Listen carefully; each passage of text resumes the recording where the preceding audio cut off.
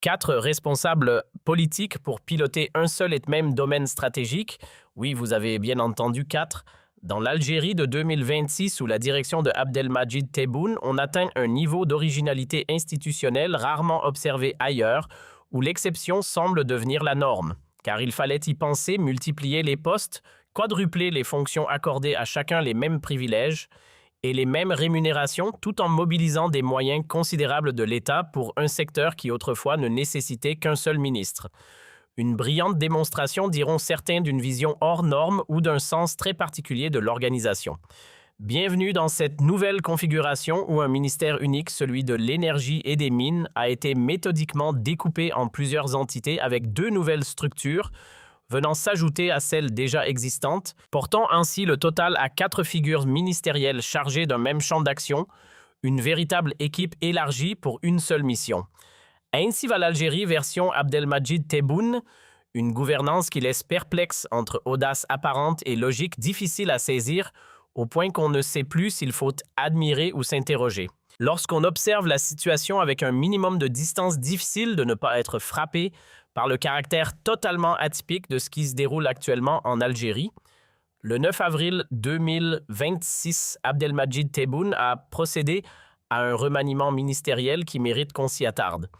Mais en quoi consiste réellement ce grand chamboulement? L'ancien responsable d'un portefeuille combiné, Mohamed Arkab, voit désormais son champ d'action réduit aux seuls hydrocarbures. Parallèlement, Mourad Hanifi fait son entrée pour prendre en charge les mines et les activités minières. Et comme si cela ne suffisait pas, Karima Tafer est nommée secrétaire d'État, une fonction officiellement inférieure, mais qui dans les faits s'apparente fortement à celle d'un ministre. Résultat, une architecture gouvernementale où les postes se multiplient autour d'un même secteur. Et pourquoi en arrive-t-on là? Tout simplement parce qu'il existait déjà un autre acteur clé, Mourad Adjal, en charge depuis 2025 de l'énergie et des énergies renouvelables. Lui supervise l'électricité, la production et la distribution énergétique, ainsi que les politiques liées aux énergies vertes et à la performance énergétique. De leur côté, Arkab s'occupe exclusivement du pétrole et du gaz, tandis que Tafer et Hanifi héritent de tout l'univers minier du fer au phosphate en passant par les métaux rares et stratégiques. On se retrouve donc avec 4 figures pour piloter un seul secteur, une configuration jamais observée auparavant dans le pays. Car il faut rappeler qu'avant septembre 2025, tout cela relevait d'un seul et même ministère regroupant énergie, mines et renouvelables déjà dirigé par Arkab. Une première séparation avait eu lieu avec l'arrivée d'Adjal, mais ce qui se passe en avril 2026 va encore plus loin. Désormais, les mines sont partagées entre 2 entités, les hydrocarbures isolés dans un autre portefeuille et l'énergie confiée à une structure distincte. Une fragmentation extrême qui soulève une question évidente, est-ce vraiment rationnel, difficile à croire? Pire encore, cette organisation pourrait s'avérer inefficace, voire nuisible pour l'économie nationale. Et vous allez comprendre pourquoi. Partout sur la planète, une évidence s'impose sans débat, l'énergie et les ressources minières avancent main dans la main comme 2 faces d'un même système économique. Dès qu'on évoque l'énergie, on pense immédiatement au pétrole, au gaz, mais aussi aux alternatives modernes comme le solaire, l'éolien, l'hydrogène ou encore l'hydroélectricité. Bref, tout ce qui permet de produire de l'électricité avec ou sans hydrocarbures. Et du côté des mines, certaines matières premières participent directement à cette production. Le charbon alimente les centrales. L'uranium fait tourner les réacteurs nucléaires. Autrement dit, une partie du sous-sol sert déjà à fabriquer de l'énergie. Mais même lorsque ce n'est pas le cas, le lien reste indissociable car aucune activité industrielle ne peut exister sans combiner matières premières et puissance énergétique. Que ce soit pour transformer du fer, du cuivre, du zinc, de l'or ou de la bauxite, tout repose sur ce duo fondamental. Et ce n'est pas tout. Exploiter ces ressources, les transformer, les intégrer dans une véritable chaîne industrielle capable de produire des biens à valeur ajoutée nécessite obligatoirement un apport énergétique massif. Extraire un minerai, le traiter, le raffiner. Tout cela demande du gaz, du pétrole, de l'électricité et même de l'eau. Sans énergie, les mines restent inutilisables. Sans matières premières, aucune industrie ne peut voir le jour. C'est précisément pour cette raison que pendant des décennies, l'Algérie a maintenu un seul ministère regroupant ces 2 domaines, une organisation héritée des années 90. Certes, le pays a longtemps privilégié les hydrocarbures, laissant les mines en retrait, mais elles n'ont jamais été séparées administrativement. car au fond, les enjeux sont identiques financiers, économiques, industriels. Séparer ces deux univers revient à ignorer une réalité simple, énergie et mines ne forment qu'un seul et même écosystème. Difficile de ne pas s'interroger sur l'origine de cette décision signée Abdelmadjid Tebboune, inspiration géniale ou simple improvisation, qui lui a soufflé une telle idée et surtout pourquoi maintenant? En réalité, la réponse semble assez claire. La récente création d'un portefeuille entièrement consacré aux mines traduit avant tout une insatisfaction vis-à-vis de Mohamed Arkab. Jugé lent, inefficace et incapable de répondre aux attentes, il n'aurait pas su porter les projets majeurs du secteur, que ce soit pour Gara Djebile, le phosphate de Tébessa, ou encore le gisement de zinc et de plomb à Béjaïa. Les résultats ne sont pas au rendez-vous. Retard accumulé, gestion approximative, manque de vision.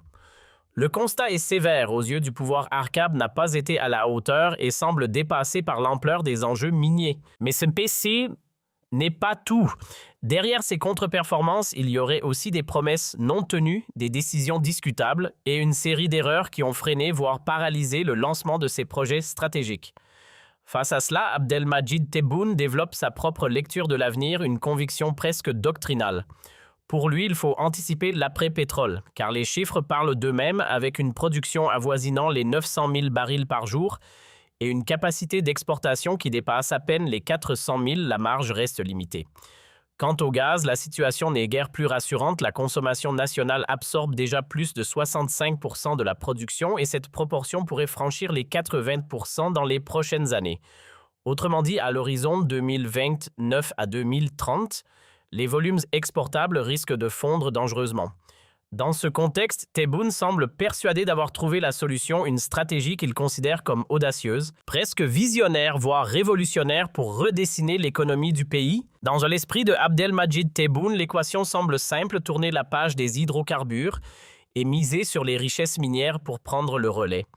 Et pour réussir ce virage, il imagine une organisation sur mesure où chaque segment aurait son propre pilote, son propre ministère, son propre chef d'orchestre. Une logique qui, sur le papier, pourrait presque sembler structurée, sauf qu'en pratique, on dépasse largement ce cadre. Ce n'est pas un seul ministère qui a été dédié aux mines, mais toute une constellation de postes, un ministère, un autre portefeuille, un secrétariat d'État, pendant que les hydrocarbures sont isolés et que l'énergie, elle, se retrouve réduite à une entité centrée sur l'électricité et les renouvelables. Résultat, une fragmentation poussée à l'extrême. Et derrière cette architecture, on peut déjà identifier plusieurs dérives majeures, au moins 4 conséquences préoccupantes qui découlent directement de ce choix. Car contrairement à ce que semble croire le président, empiler les structures, multiplier les responsables et densifier encore davantage une bureaucratie déjà complexe, ne crée pas de performance. L'idée selon laquelle il suffirait de confier chaque dossier à un expert à la tête d'un ministère pour accélérer les projets relève davantage de la théorie que de la réalité. En pratique, cette inflation administrative alourdit les circuits de décision, complique la coordination et freine l'exécution. Loin d'améliorer l'efficacité ou la qualité du management, ce modèle risque surtout de produire l'effet inverse, ralentissement, blocage et absence de résultats concrets. Alors pourquoi cette décision pose-t-elle problème? En réalité, elle ouvre la porte à plusieurs dérives majeures, 4 pour être précis, qui illustrent parfaitement les limites de cette approche signée Abdelmadjid Tebboune. Le premier risque, et sans doute le plus évident, c'est l'effacement pur et simple des responsabilités. À force de multiplier les ministres sur un même périmètre, plus personne n'est clairement comptable des résultats. Succès ou échec. Impossible de désigner un responsable.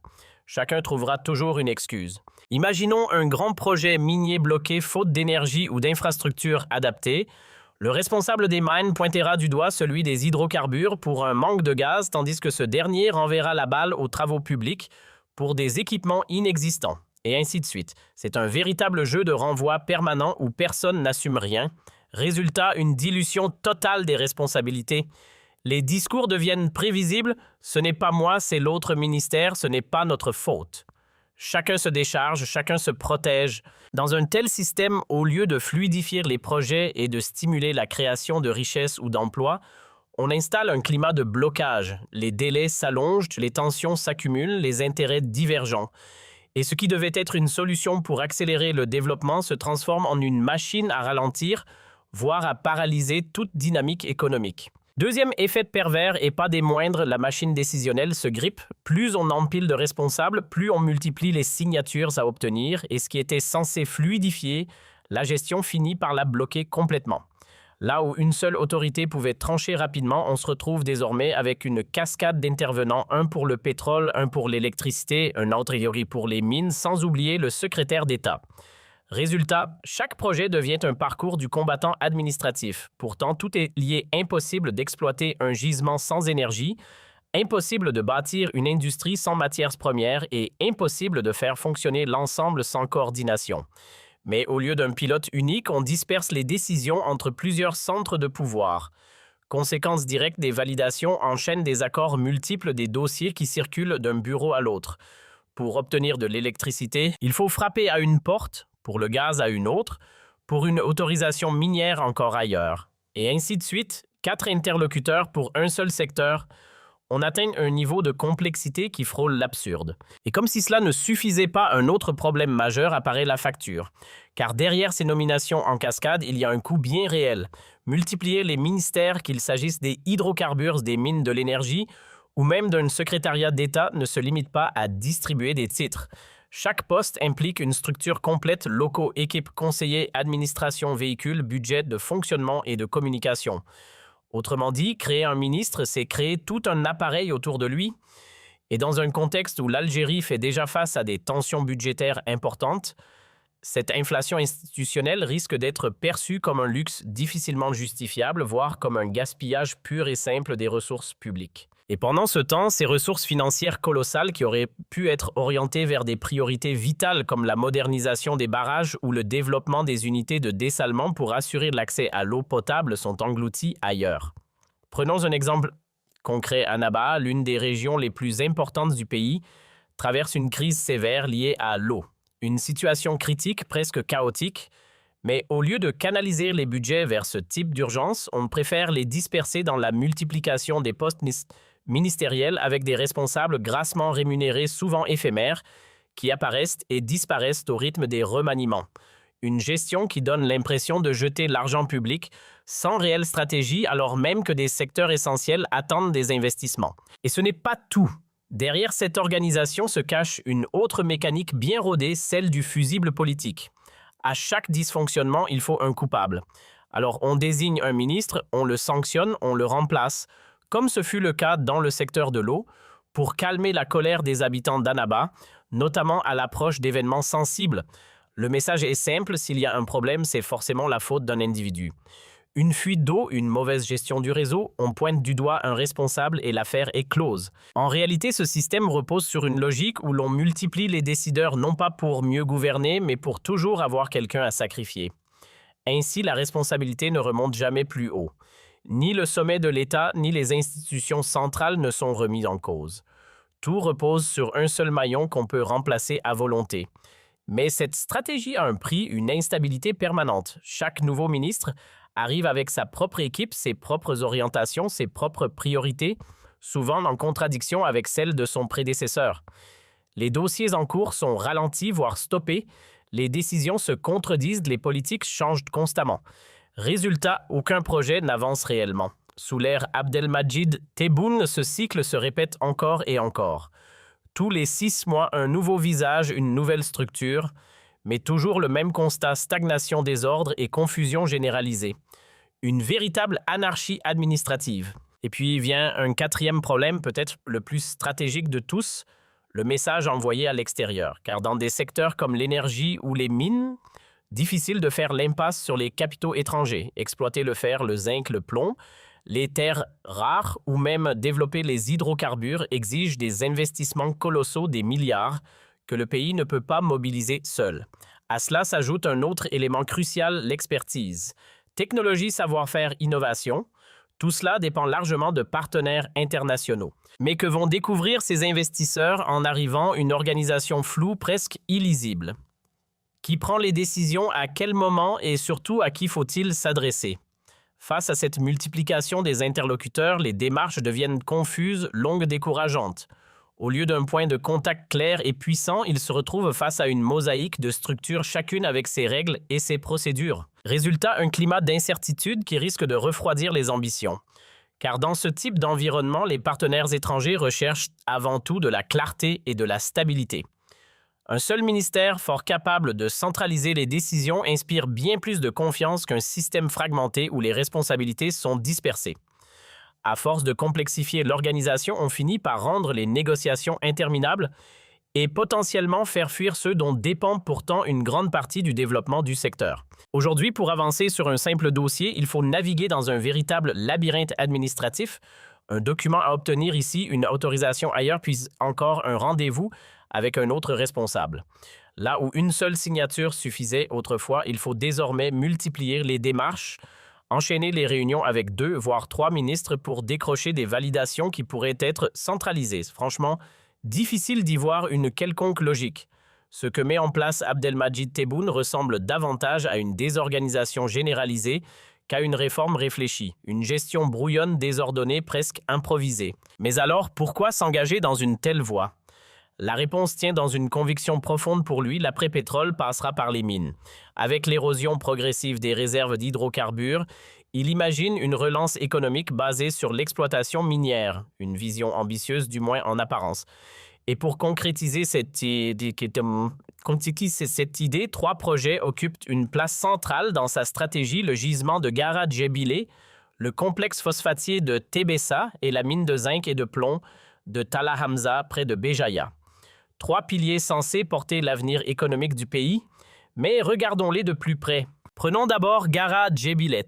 Ce projet, souvent présenté comme une richesse exceptionnelle, a déjà été largement débattu. Pourtant, derrière les annonces, la réalité est bien moins reluisante. Le minerai contient une forte proportion de phosphore, environ 52%, ce qui complique énormément son traitement industriel. Certes, une infrastructure ferroviaire a été mise en place avec l'appui de partenaires chinois, mais l'exploitation reste encore embryonnaire.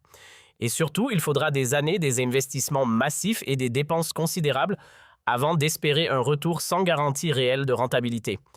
Autrement dit, un projet coûteux pour une ressource dont la valeur stratégique est discutable. Quant au phosphate de l'Est, lancé autour de 2018 à 2019, il devait initialement s'appuyer sur un grand groupe chinois prêt à financer l'essentiel du projet.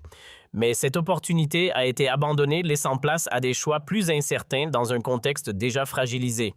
Là encore, les promesses initiales semblent loin de se concrétiser. À partir de 2022, nouvelle orientation, ou plutôt nouveau pari. D'autres partenaires chinois sont sélectionnés, mais très vite, le doute s'installe.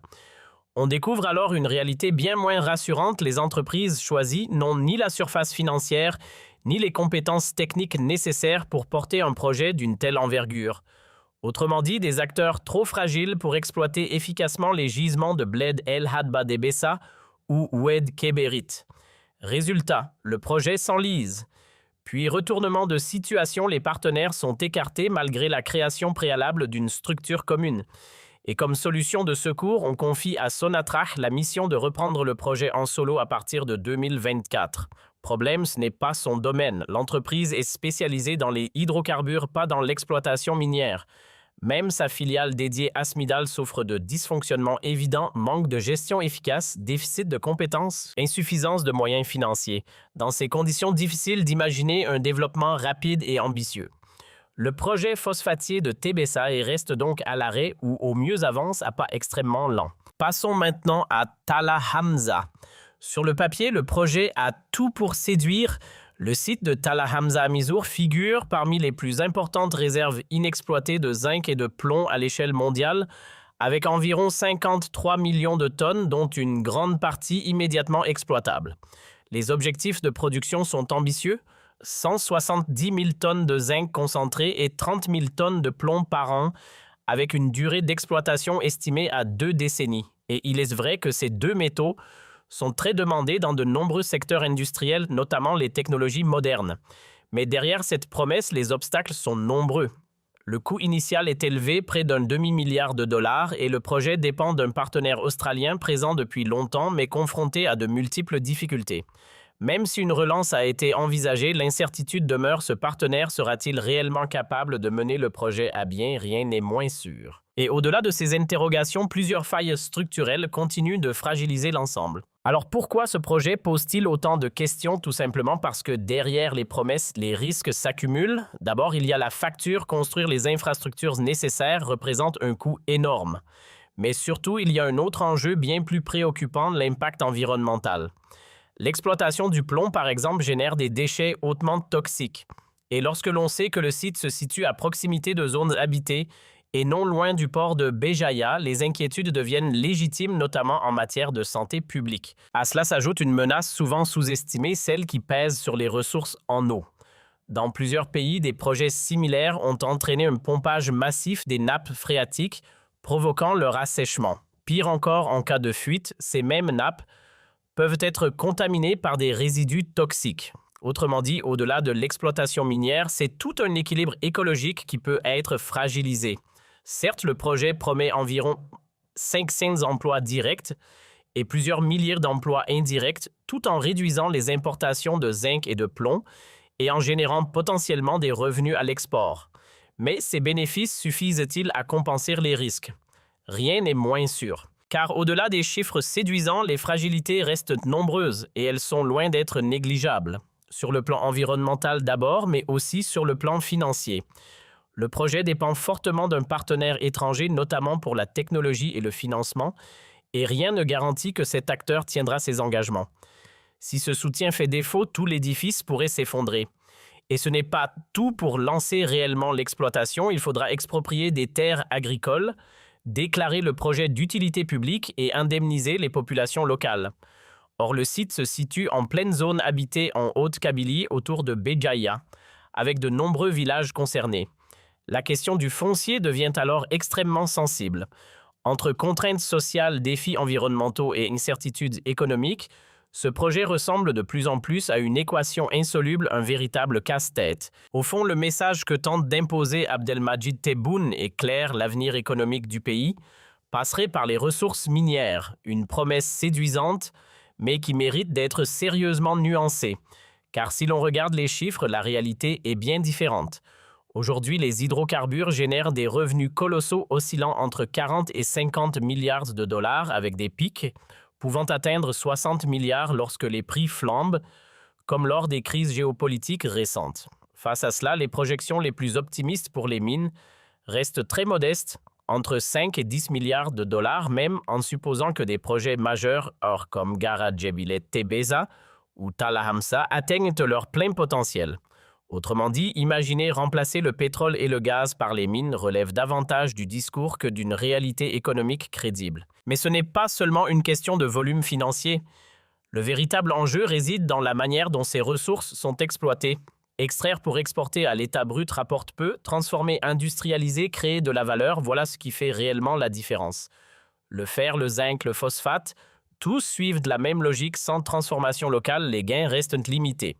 En revanche, dès lors qu'ils sont intégrés dans une chaîne industrielle, production d'acier, fabrication d'engrais ou autres produits dérivés, les revenus peuvent être démultipliés. Le problème, c'est que cette transformation suppose l'existence d'un tissu industriel solide. Et aujourd'hui, ce socle fait défaut. Faible investissement, manque de partenaires étrangers fiables, secteur privé, insuffisamment structuré, autant de facteurs qui empêchent la montée en gamme. Résultat, le pays risque de se contenter d'exporter des matières premières brutes avec une valeur ajoutée minimale. Tant que des filières industrielles performantes comme l'automobile, l'électroménager ou les technologies ne seront pas développées, ces ressources minières ne pourront pas générer les richesses espérées. Autrement dit, sans industrie, les mines ne sont qu'un potentiel sous-exploité. Au final, ce que propose Abdelmadjid Tebboune ressemble moins à une rupture qu'à un simple déplacement du problème. On ne sort pas réellement de la dépendance, on change simplement d'objet. Après le pétrole et le gaz, place aux ressources minières. La logique reste identique: extraire, vendre, encaisser des devises. Autrement dit, remplacer une rente par une autre. Car derrière cette stratégie, l'idée est limpide: exploiter au maximum tout ce que le sous-sol peut offrir pour générer des revenus à l'export. Mais voilà, cette approche repose sur une confusion fondamentale. Ce n'est pas l'extraction brute qui crée une véritable puissance économique. Ce qui fait la richesse d'un pays, c'est sa capacité à transformer ses ressources, à les intégrer dans un tissu industriel solide et à produire des biens à forte valeur ajoutée. Sans cela, on reste prisonnier d'un modèle fragile. Le problème, c'est que cette réalité semble ignorée ou volontairement mise de côté. La vision adoptée privilégie le court terme sans projection durable. On cherche une nouvelle source de devises rapide, stable en apparence, mais sans construire les bases d'une économie diversifiée. Résultat, au lieu de sortir du piège, on y replonge différemment. Une rente en remplace une autre sans évolution structurelle. Et les conséquences peuvent être lourdes. Non seulement ce modèle risque d'accentuer les fragilités économiques, mais il peut aussi aggraver les déséquilibres sociaux et environnementaux. Exploiter massivement les mines implique des impacts écologiques importants, pollution de pression sur les ressources en eau, dégradation des écosystèmes. En somme, loin d'être une solution d'avenir, cette orientation pourrait bien renforcer les problèmes existants. Une stratégie qui, au lieu de corriger les faiblesses, risque de les amplifier.